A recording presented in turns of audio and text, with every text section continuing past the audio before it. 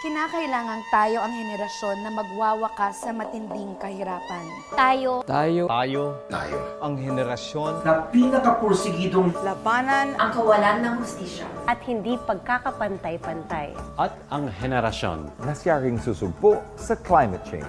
at ito ang gagawin natin. Ang Sustainable Development Goals. 15 taong plano para sa ating lahat. Sa bawat sulok ng mundo, Wala tayong iiwanan. Mamumuhay tayo sa isang mundong walang sinuman ang dumaranas. Mamumuhay tayo sa isang mundo kung saan Walang nagugutom at gumigising sa umagang nagtatanong, may kakainin ba yun? Mamumuhay tayo sa isang mundo kung saan walang taong namamatay sa sakit na may lunas. at kung saan Ang tamang pangangalaga. Ng kalusugan ay panghabang buhay. ang karapatan ng lahat. Mamumuhay tayo sa isang mundo kung saan lahat ay nakakapag-aral At nabibigyan ng sapat na kaalaman At kasanayan. para sa isang masaganang buhay. Mamumuhay tayo sa isang mundo kung saan lahat ng kababaihan at lahat ng batang babae ay may patas na oportunidad upang umunlad. Maging matibay at ligtas. Hindi tayo magtatagumpay Kung kalahati ng mundo, ay naiiwanan. mamumuhay tayo sa isang mundo kung saan lahat ay mayroong malinis na tubig at maayos na palikuran. sa bahay, at sa trabaho. Mamumuhay tayo sa isang mundong Sapat na enerhiya para sa lahat. Init, ilaw at kuryente na hindi sumisira sa mundo. Sa isang mundong umuunlad Ang mga ekonomiya at ang kayamanang tinatamasa. siya ring magbibigay Ng disenteng trabaho para sa lahat. Sa isang mundo kung saan ang ating mga industriya infrastruktura at pinakamahusay na inobasyon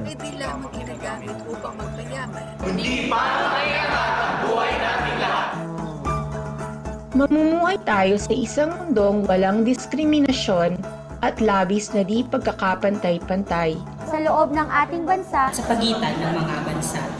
mamumuhay tayo sa isang mundo kung saan ang lungsod at komunidad ay ligtas. maunlad at sumusuporta sa mga naninirahan dito. Mamumuhay tayo sa isang mundo kung saan ibinabalik natin ang ating kinuha sa inang kalikasan. Mamumuhay tayo sa isang mundong desididong sumpuin ng banta ng climate change. Mamumuhay tayo sa isang mundo Kung saan pinangangalagaan natin ang ating mga karagatan. Mamumuhay tayo sa isang mundo kung saan pinangangalagaan natin ang buhay sa kalupaan. mga kagubatan, mga hayop. at ang kabuuan ng ating daigdig. Mamumuhay tayo sa isang mundo kung saan may kapayapaan sa bansa. Kung saan ang lahat ng pamahalaan ay may pananagutan. at isang mundo Kung saan mamamayani ang hustisya at bawat isa ay pantay sa harap ng batas. at tayo ay dapat mamuhay sa isang mundo kung saan ang lahat ng bansa At ang kanilang mga mamamayan Ay magtutulungan upang isakatuparan ang Sustainable Development Goals. sa lahat ng mga tao at sa lahat ng sulok ng mundo. Ito ang United Nations Sustainable Development Goals. Tayo na't kumilos Sabay-sabay nating isakatuparan ito. Para sa atin, ito ang United Nations Sustainable Development Goals.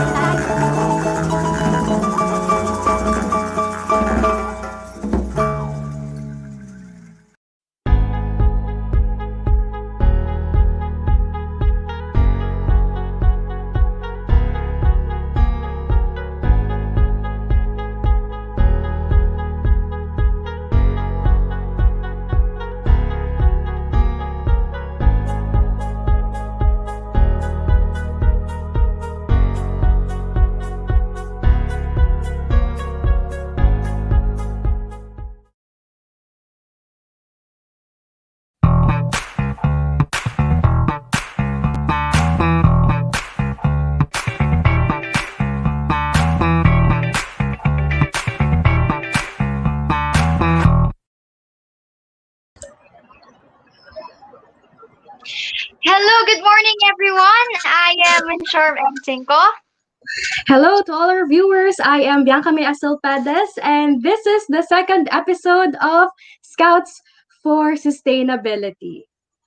So for today's episode, it's not going to be about me or Bianca. For today, we will have a guest.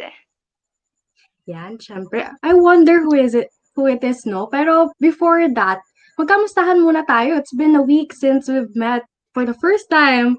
The pilot episode of Scouts for Sustainability. So, kamusta ka ba, partner? Ako ayos lang ako. I feel very successful nung anong yun, pagkatapos ng pilot episode na yun. Kasi, top show tayo last week, right? For having 2 point something K viewers. And hopefully, this week ay maengganyo pa rin yung ating mga viewers and matuwa sila because today, bigatin nga yung guest natin. Grabe. Ako rin actually, sobrang natuwa rin ako kasi we've got a lot of support from various groups din sa first episode natin. And we can't wait nga talaga na ma-introduce na natin yung guest natin for today. Kasi let's say na super makaka-relate kayo dito as a student leader. Yes, di ba na-mention natin on the first episode that our guests will be entrepreneurs, beauty queens, and yung nga today is a student leader.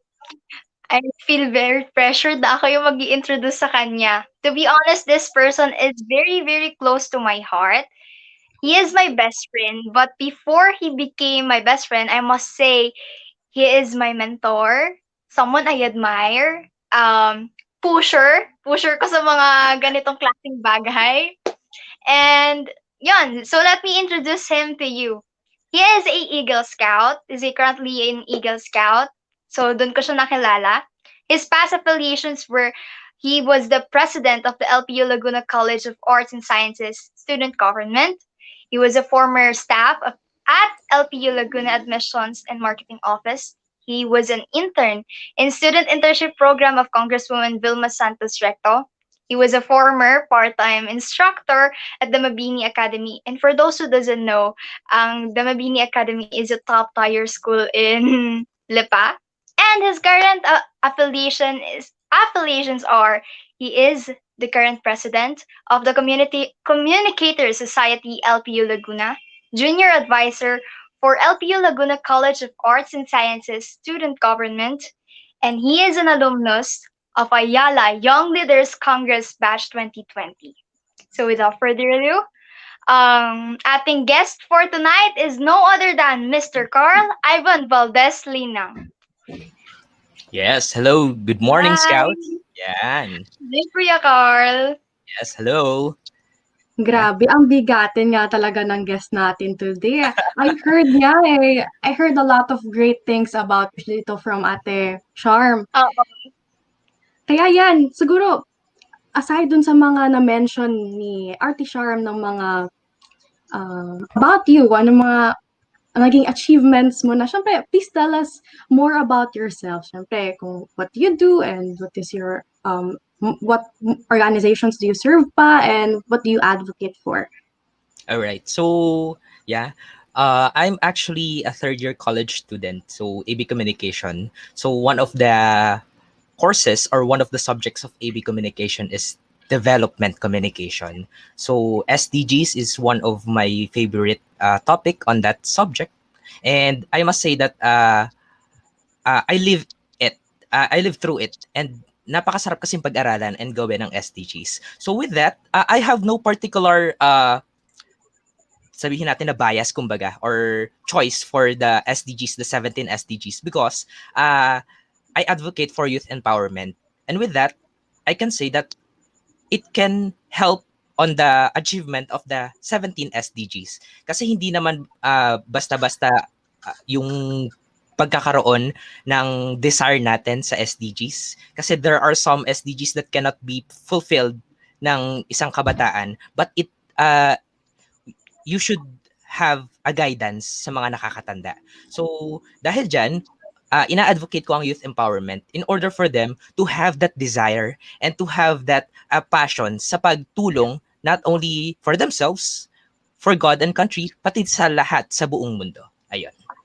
Kuya Carl, ilang taon mo na tong napag-isipan or ilang taon mo na tong ina-advocate itong youth empowerment? Actually, it all started when I was in 8th grade, I think. Kasi medyo mulat na ako sa katotohanan, kumbaga. I think I'm 13 years old that time or 14. I can't remember. But kasi sa school pa lang namin, which is sobrang grabe kasi talaga yung paghubog sa mga kabataan. All of us are mulat sa scouting, kumbaga. And scouting gives an opportunity sa ating lahat para magkaroon ng desire sa pagsilbi sa bayan at pagtulong sa ating kapwa. Ayun. So looking back, Kuya Carl, how did your advocacy start? Yun, balik tayo ng grade 8 ka. Paano siya nag-start? Paano ka namulat? Actually, ayun, gaya ng sabi ko kanina, is scouting. So, I first started as a mentee. Yun, mentee. Kumbaga, na ako yung tinitrain ng mga outfit advisors ko. Not only my outfit advisors, but also the people around me, my senior Eagle Scouts. And doon, na-fascinate ako. And I have that desire to help other people, not only yung scouts, but through that network, which is scouting, nakagawa ako or nadala ko siya sa iba't ibang organization. So, I've served in Red Cross Youth. Yun, hindi yun nabanggit kanina. Yeah, I've served in Red Cross Youth. So, also, I've served in Student Council. So, mostly sa Student Council ako nakafocus eh. But other than that, sa scouting talaga. So, after ito kasi yung sad reality sa scouting eh. After yung mag-junior high, there are some scouts that stopped from pursuing scouting or attending and participating in scouting when they step on the senior high school level. So, ayun. So, yun yung nakakalungkot. But through the help of scouting, ako sa personal experience ko, I think yung scouting is naging magandang avenue talaga. Personally, hindi ako umalis sa scouting nung senior high ako. And tinulungan ko yung ibang mga scouts in order to achieve the Eagle Scout rank na hindi lang basta-basta natulong but sobrang passionate na pagtuturo and yung ayun. I am a witness. yeah. Grabe. I could really say na very dedicated yan on what you do. Siyempre, Ate Charm right here is a result din or bunga rin nung hard work na ginawa rin ni Kuya Gov dito. So, syempre, hindi natin makakaila na there are a lot of struggles during your advocacy or sa pag-start ng mga venture mo sa scouting and in various organizations. But what do you think is the biggest struggle you have encountered while advocating this advocacy? I think the people around you. Oh my gosh. Yung hindi naniniwala sa'yo, kumbaga. Because we cannot please everybody, di ba? And meron tayong ibang mga tao na hindi naniniwala sa advocacy natin, hindi naniniwala sa paniniwala natin. And I think that's the biggest problem na encounter ko na ayun. So there will be people that will be dragging you down, but it should not stop you on pursuing your advocacy. Kasi aanhin mo naman yung comments ng ibang tao if nasa sarili mo naman yung yung power, the capacity to fulfill your advocacies. And ayun, so nagdaan ako sa ganan, but yeah, I'm still here. Gumagawa ng iba't ibang projects, mapa communication related man siya or hindi. Ayun, I think paniniwala lang sa sarili yung sikreto kung paano na-conquer yung hindrance na yan. If I may ask, ano po kaya yung... If I may ask, ano po yung tanong ko? Ano po yung parang pinaka-tumatak sa inyo na comment na sa tingin pinaka-nag-push or parang may biggest na ang tawag dito, parang na-struck ka ganun? I think I'm not deserving of what I have. Ayun. So, parang medyo, nung narinig ko yun is medyo reflect ako sa sarili ko on ano yung nagawa ko and such. But, after that realization, parang sinabi ko sa sarili ko, no, let's accept it as a constructive criticism. And with that, nalaman ko yung kung ano yung pagkukulang ko. And I strive better. Ayan. Power move. Yan isa pa sa mga bagay na hinahangaan ko talaga kay Kuya Carl. Being strong despite the struggles.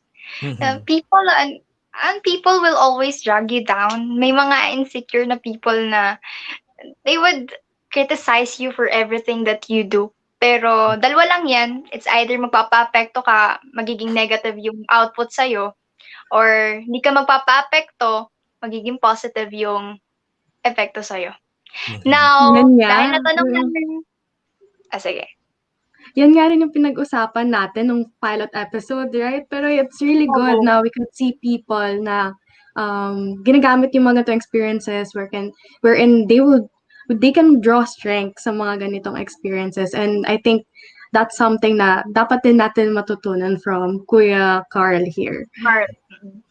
If there are seniors, if there are people who drags you down, there are seniors who's like Kuya Carl na nililift ka, I must say.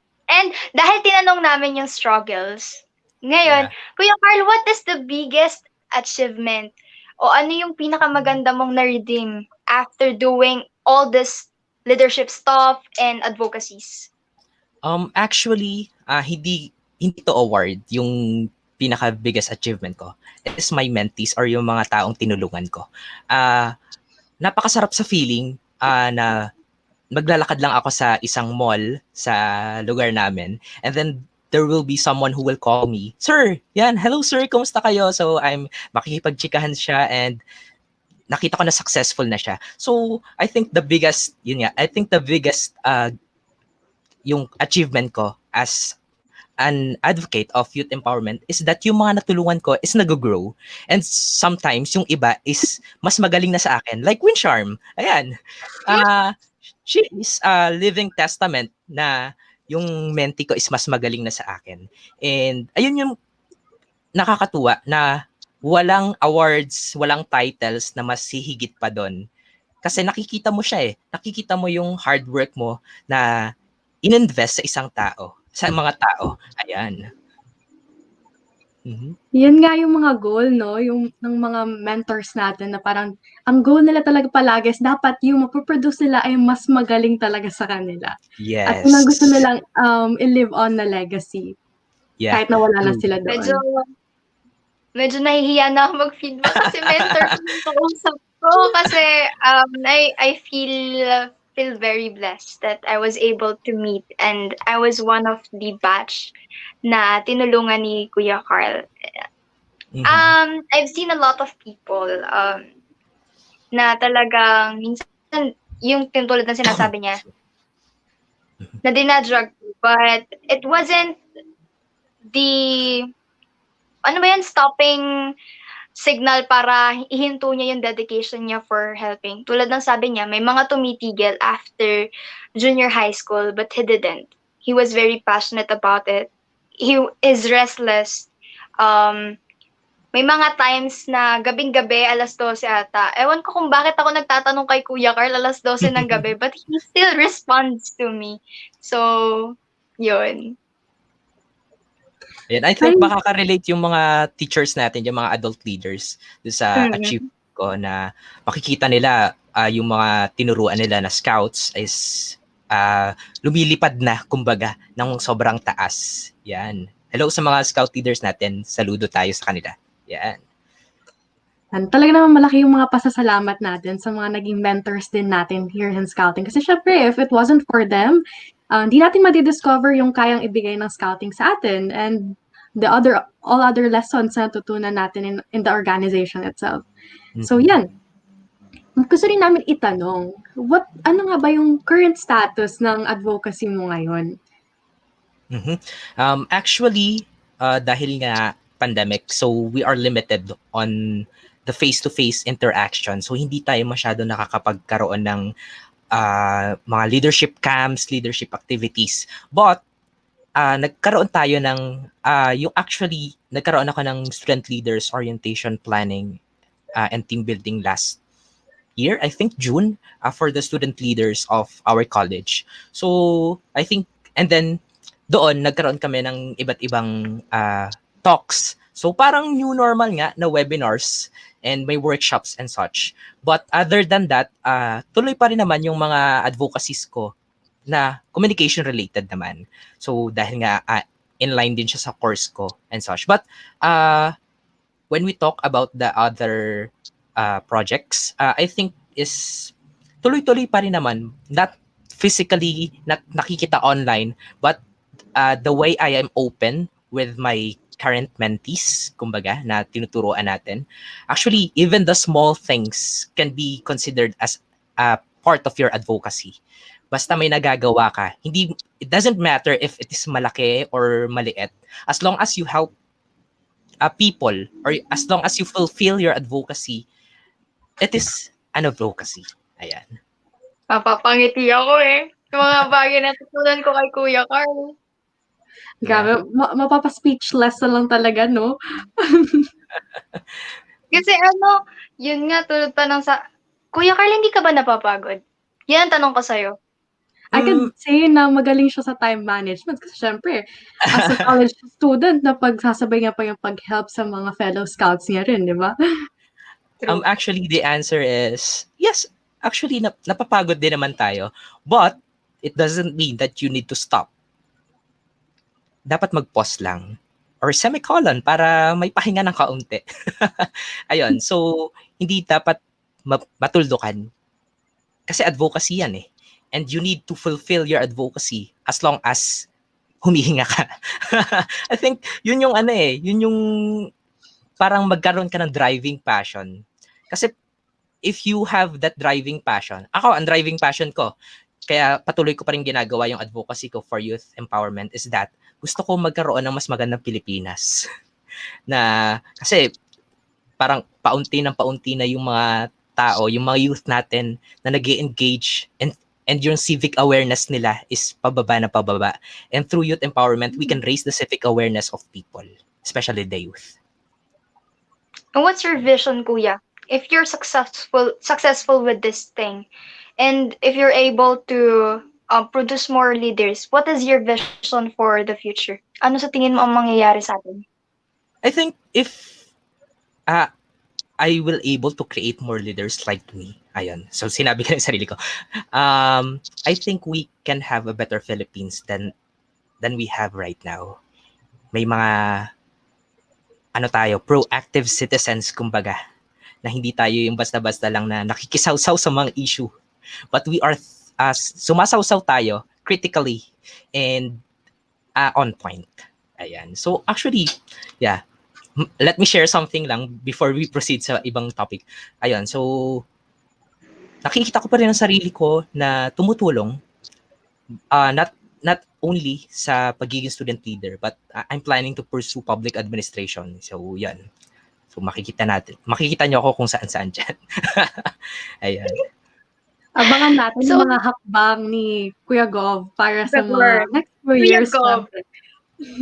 Yeah. Explain to us, bakit nga ba Gov? Oh, yun. So, funny lang yung story ng first group na nagbigay sa akin ng title na yon. But eventually, in-adopt siya ng school namin. So, when I was in first year college, syempre profile picture ko is the graduation photo. 2018 ba yan? Yeah, 2018. 2018? Yeah. Yun. 2018. And my profile picture, yung may background, alam mo yung photo shoot na kulay blue yung background. It looks like a politician. So, my classmates called me fondly, Gov. And then, na-adopt siya ng since I am a student leader in our school, na-adopt siya ng different student leaders. Iba't ibang, even the fourth years students na mas senior pa sa akin is Gov din ang tawag sa akin. Eventually, tinawag din ako ng iba't ibang admin namin. Nakakatawa nga, tinatawag ko ng ibang admin namin as Gov. Ayun, admin personnel pa yon ha, na mas mataas pa na may mga masteral. Ayun.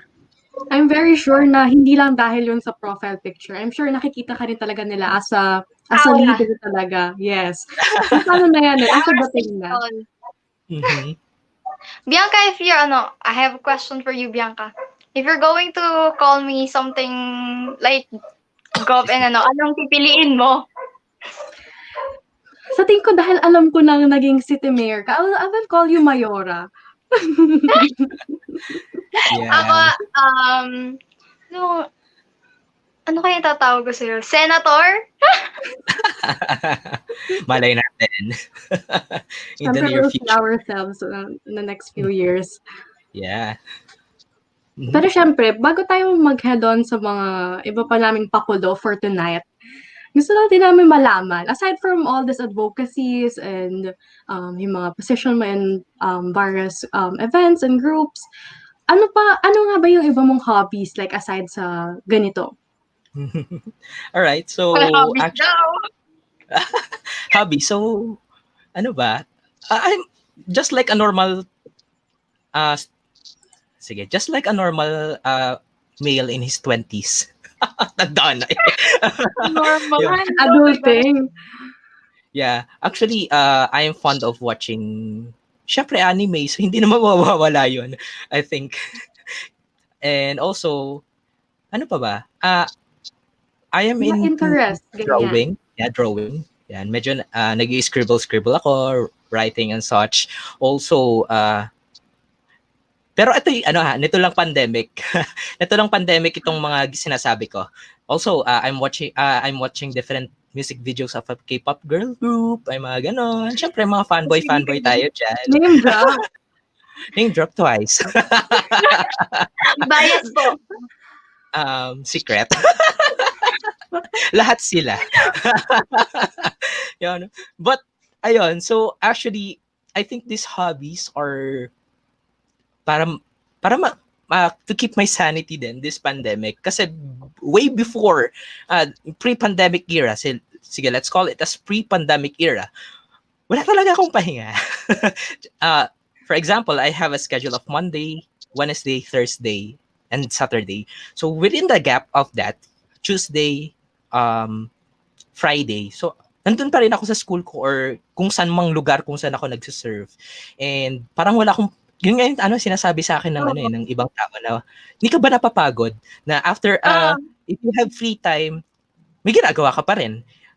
Kamusta naman yung tulog mo? Ganon. And I think hindi naman ako napagod nung pre-pandemic era nung ginagawa ko yon, because I can say hindi ka mapapagod kung mahal mo yung ginagawa mo. Ayun. Very and true. That will yung passion na yon will drive you na mag-push pa. Kasi kung hindi ka magkakaroon ng drive, kung hindi mo gagawin yung isang bagay, hindi mo matutupad yon. So, for me, na gustong magkaroon ng mas magandang Pilipinas through my advocate, which is youth empowerment, even yung time ko is, if wala akong time, gumagawa ako ng time. Para sa pag-ibig lang din yan eh. If you have no time, no time. Ayan. May pahugot na tayo dito. Yeah. Pero totoo naman eh. Kasi, kung may mahal ka talagang gawin, you will do everything for it, di ba? And marami dyan sa mga viewers natin ang nakaka-relate dyan. Kasi syempre, lalo na in high school or senior high, laging sasabihin, di ba? Parang, bakit di mo muna i-prioritize ang academics or something? Bakit ang dami mo extracurricular?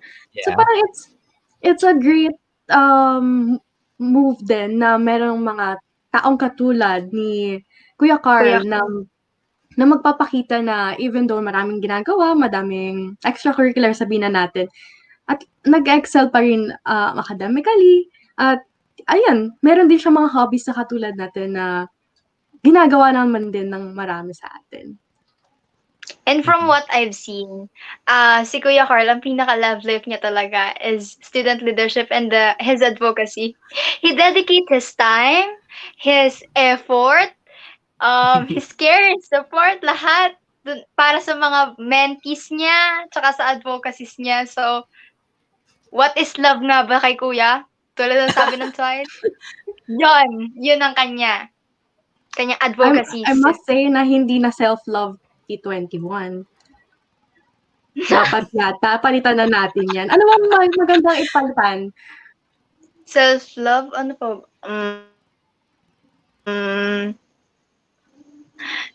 Oh my gosh, ayoko magsabi.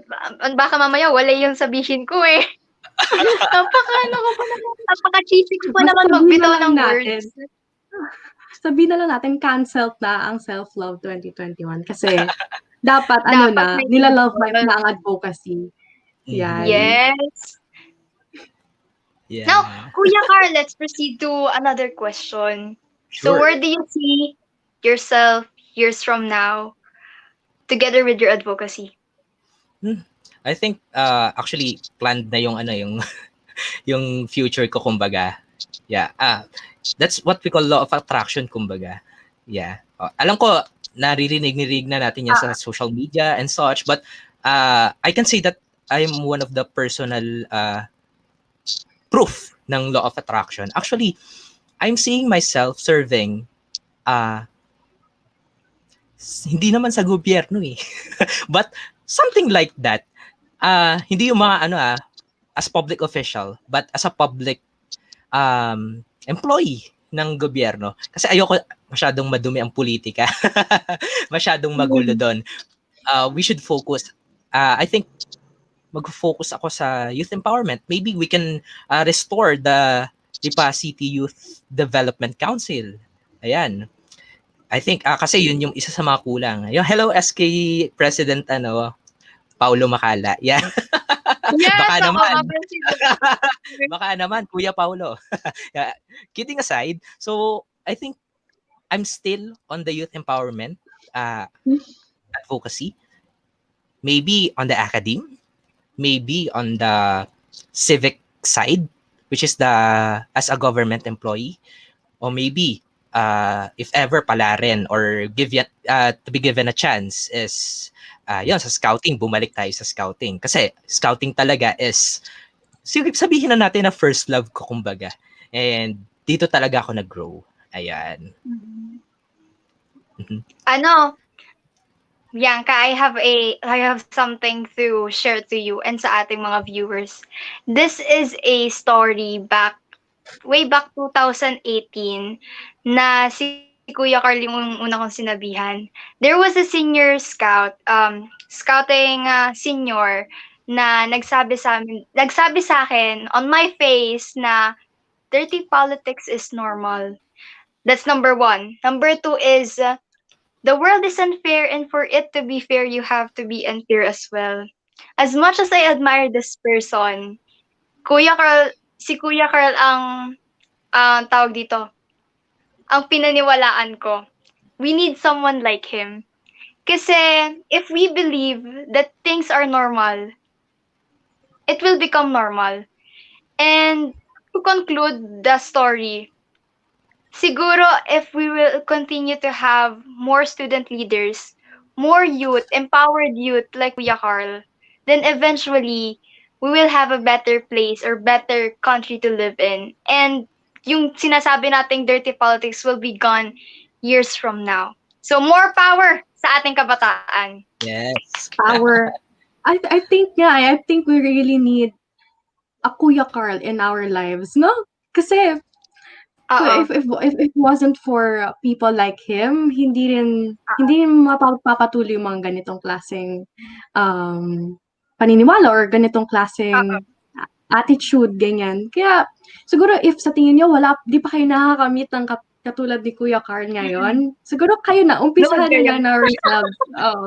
Umpisahan nyo na ngayon na when you grow old, kayo din yung mag-guide sa mga younger scouts. Kaya ko din siguro pinipilit yan, Bianca kasi I am a living proof na if I see my senior doing something like this and I am amazed, one day I will be moved. Pag-move yung puso ko, I want to do the same thing. Diba? Ako rin, gagawin ko yan, ganyan.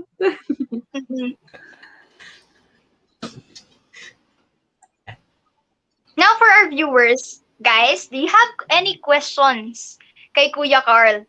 If you have, please comment down below. Babasahin natin yan. Yes. For now, Mams, anong gagawin natin? What do you want? Meron yatang paandar si Ate Charm dito.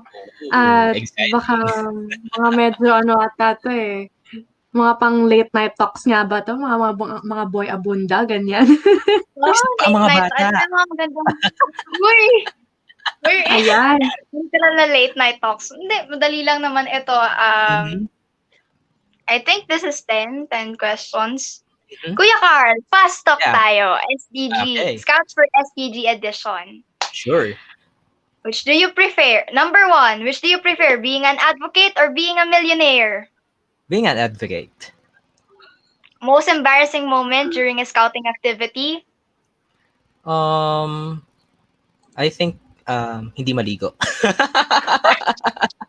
Oh my God, pag-usapan natin yun mamaya. Stay in the Philippines or work abroad? I'm staying in the Philippines, of course. Favorite pastime? Pastime, streaming, watching YouTube, Netflix. Yeah. Favorite Batanggenyo word?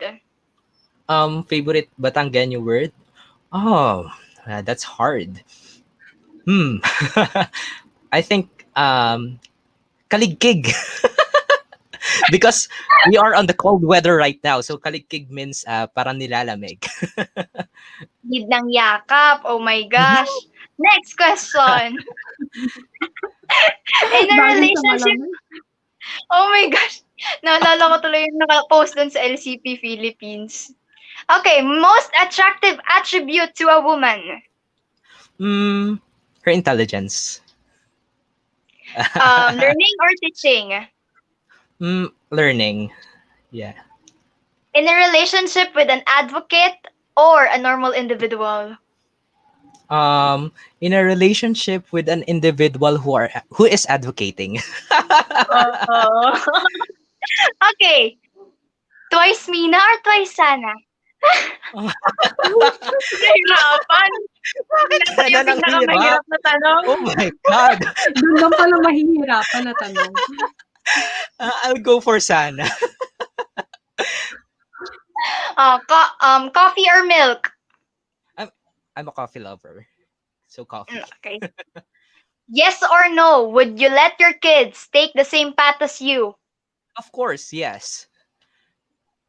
Okay. And last question, short message for future Carl. For future Carl, focus on your goals. Continue to help people. Continue learning. And spread happiness. Ayan. Yes. Yan. Grabe, nag-enjoy ako kahit anong pinapakinggan ko lang kayo. Ang ganda kasi ng boses ni Bianca at saka ni Kuya Carl. Alam niyo yun? Alam ko si Bianca may pasabog dyan. Bianca. Eto, meron tayong may $1,000,000 question eh. Ano lang naman to? Alam ko very basic na lang to sa'yo kasi sa mga sagot mo kanina, parang yun na rin yun eh. Pero let's see. Ito ang $1,000,000 question natin. Yeah. What message can you give to engage our scouts to create better world with SDGs? Okay, so for scouts who are watching right now on Pinoy Scout TV, so first and foremost is you do SDG, you fulfill the Sustainable Development Goals, not for the award. Okay, so you should have that desire to contribute to the what do you call this? To the fulfillment of the SDGs. Kasi kapag yung nasa isip natin is gagawin ko to kasi para sa award, it will not have a fruit that is worth it. Yan, na worth it.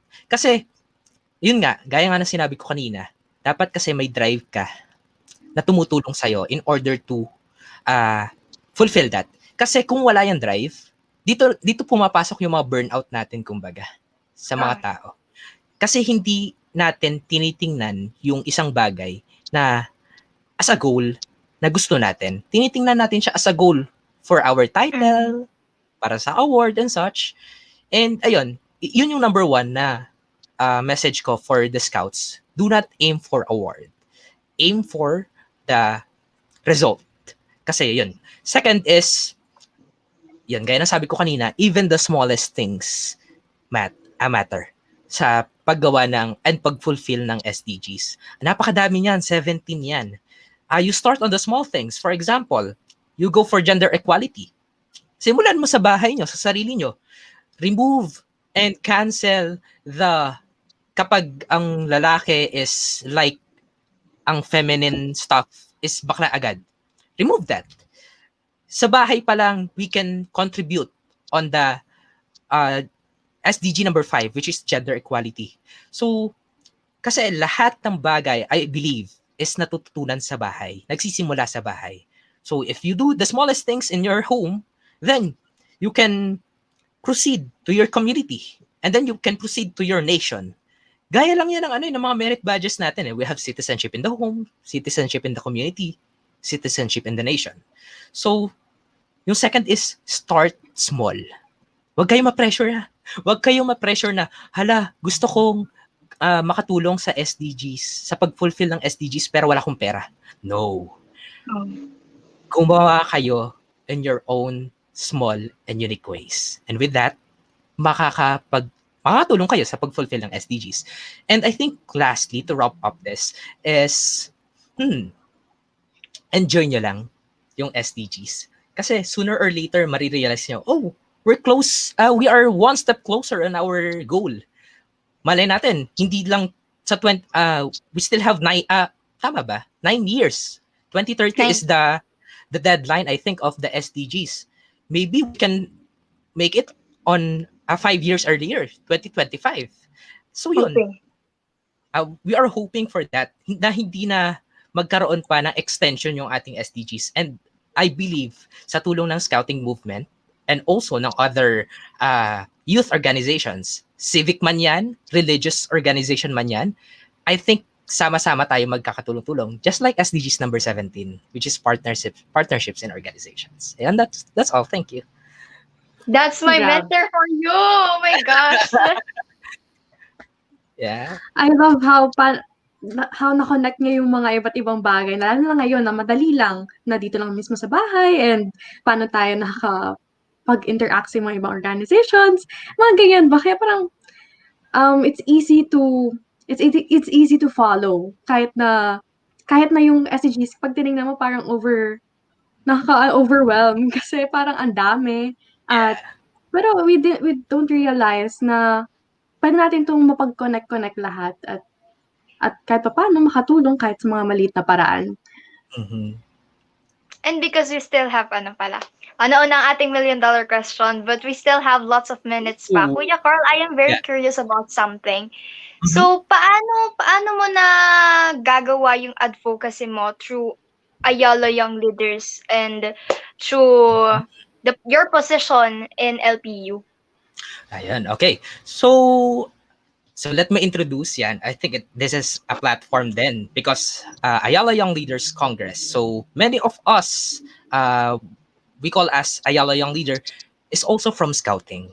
Ayan. So actually, I have a batchmate which is TOBS 2017 ata or 16, Eagle Scout Julmar Misa from Bohol Council, I think. He is one of my batchmate in Ayala Young Leaders Congress. So, ayun. So, through Ayala Young Leaders Congress, actually, it gives us a larger network, kumbaga. Because meron kaming mga alumni from the very start of the Ayala Young Leaders Congress na from the government, from other civic organizations, from other non-government organizations na nakakatulong namin sa iba't ibang advocacies namin. So for example, our batch project is shucks.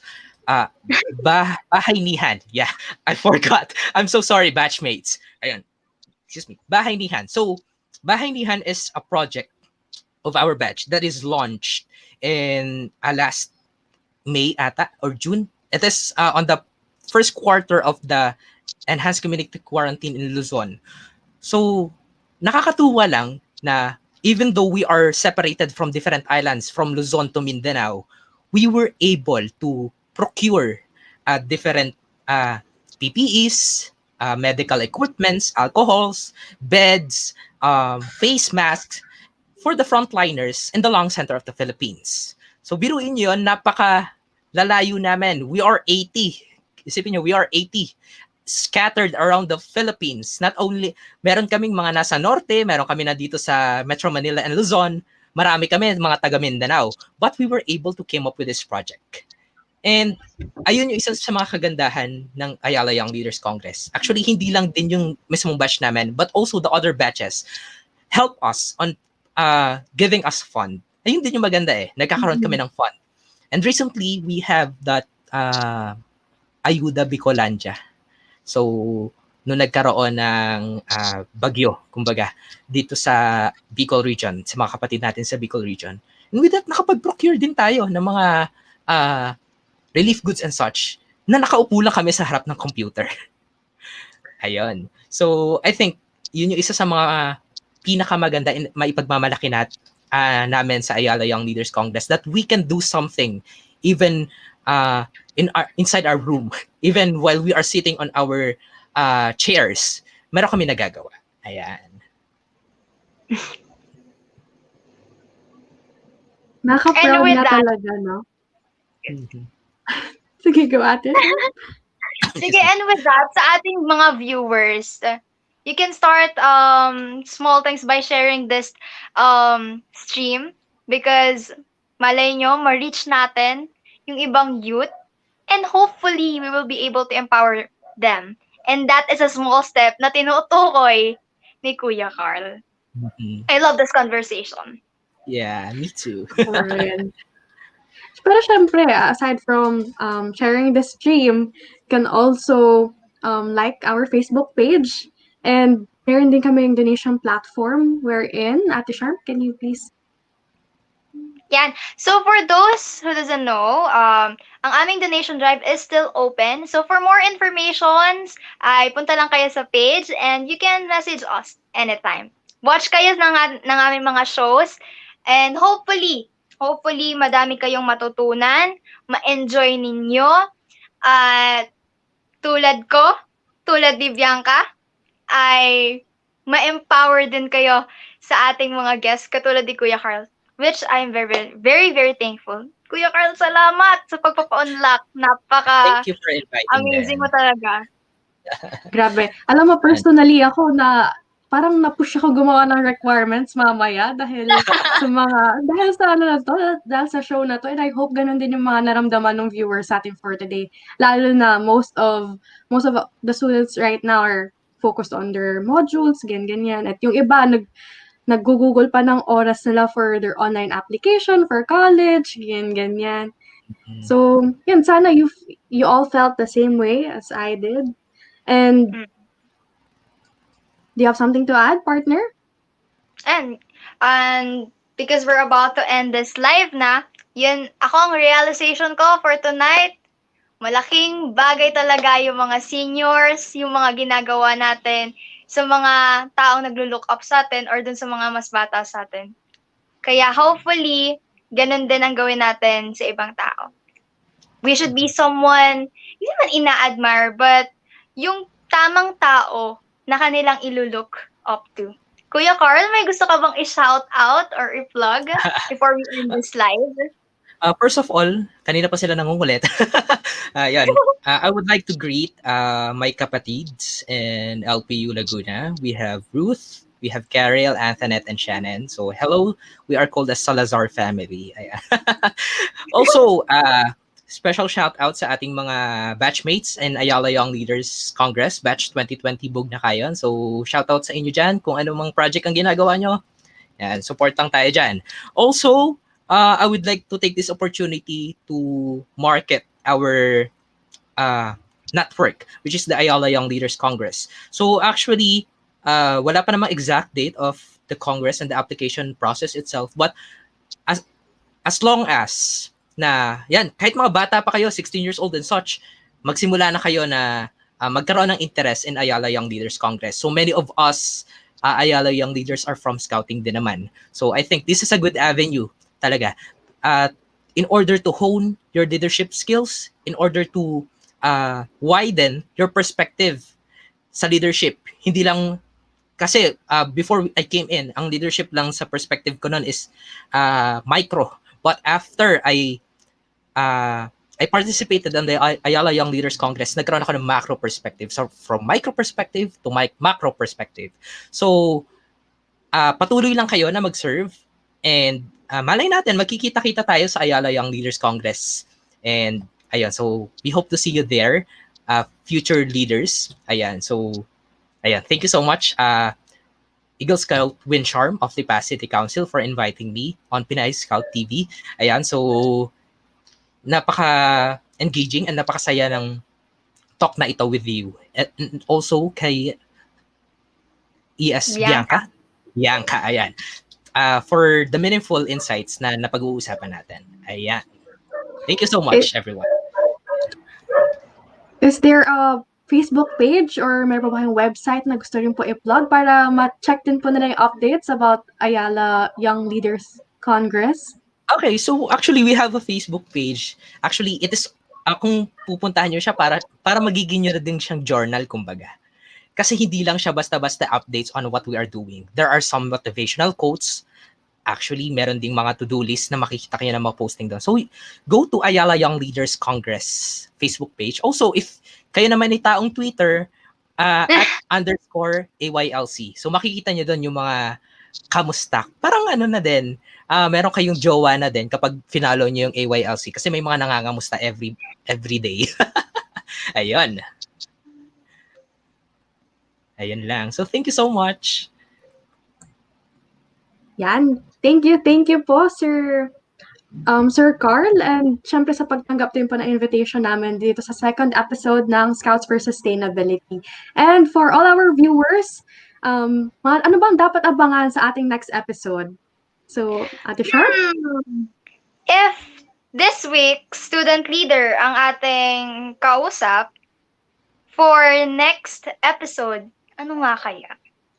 Mapapa-international na yata tayo. Oh my goodness!